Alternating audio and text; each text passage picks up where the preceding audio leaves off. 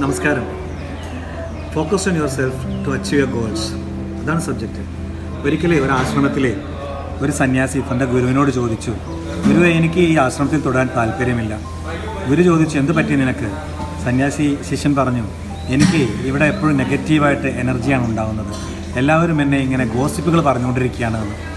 അതുകൊണ്ട് എനിക്ക് ഈ ആശ്രമത്തിൽ നിന്നും മാറിയിട്ട് വേറൊരു ആശ്രമത്തിൽ പോയിട്ട് അവിടെ നിന്ന് എനിക്ക് എന്തെങ്കിലുമൊക്കെ പഠിക്കാനുണ്ട് എന്ന് പറഞ്ഞിട്ട് പറയുന്നു. ആ സമയത്താണ് സന്യാസി ഗുരു ചോദിച്ചു, ഒരു കാര്യം ചെയ്യുമെങ്കിൽ നീ പോകുന്നതിന് മുമ്പ് എനിക്കൊരു കാര്യം ചെയ്തു തരണം. എന്താണെന്നറിയോ? നിനക്ക് ഞാനൊരു സ്പൂൺ തരാം. ആ സ്പൂണിൽ വെള്ളം നിറച്ചുകൊണ്ട് നീ ആ സ്പൂണിൽ വെള്ളം നിറച്ചുകൊണ്ട് ആശ്രമം മൊത്തം കന്ന് ചിറ്റിട്ട് വരുമോ എന്ന് ചോദിച്ചു. അപ്പോൾ ശിഷ്യൻ പറഞ്ഞു, ഓക്കെ, ഞാനത് ചെയ്തോളാം.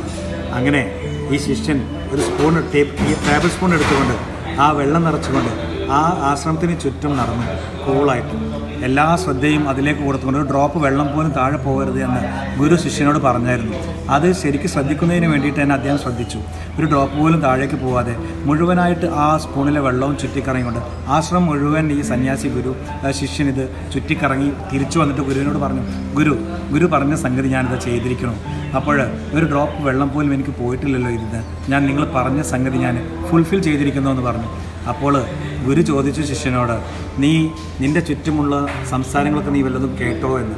അപ്പോൾ ശിഷ്യൻ പറഞ്ഞു, ഒരു സംസാരം ഞാൻ കേട്ടില്ല. കാരണം ഞാൻ ഇതിലേക്ക് കോൺസെൻട്രേറ്റ് കൊണ്ടുകൊണ്ടിരിക്കുകയാണ്, ഈ വെള്ളം താഴെ പോകുമോ എന്നുള്ളത്. അതുകൊണ്ട് തന്നെ നെഗറ്റീവായിട്ട് പറയുന്നതോ അല്ലെങ്കിൽ എൻ്റെ ഗോസിപ്പുകളൊന്നും ഞാൻ പുറത്ത് എനിക്ക് കേൾക്കാൻ സാധിച്ചില്ല, ശ്രദ്ധിക്കാൻ കഴിഞ്ഞില്ല എന്ന്. അപ്പോഴാണ് ഗുരു അവരോട് പറഞ്ഞത്, നിങ്ങൾക്ക് എല്ലാ കാര്യത്തിലും നിങ്ങളുടെ ജീവിതത്തിലും ഇതുപോലെ തന്നെയാണ്. നിങ്ങൾ ചെയ്യുന്നൊരു കാര്യത്തിൽ നിങ്ങൾ കോൺസെൻട്രേറ്റ് ചെയ്ത് കഴിഞ്ഞാൽ, ഫോക്കസ് ചെയ്ത് കഴിഞ്ഞാൽ മറ്റുള്ളവർ പറയുന്നത് നമുക്ക് കേൾക്കാൻ സമയമുണ്ടാവില്ല, കേൾക്കാൻ നമുക്ക് സാധിക്കില്ല എന്നുള്ളതാണ്. ഇതിലൊരു ഗുണപാഠമുണ്ട് കേട്ടോ. എന്താണെന്നറിയോ?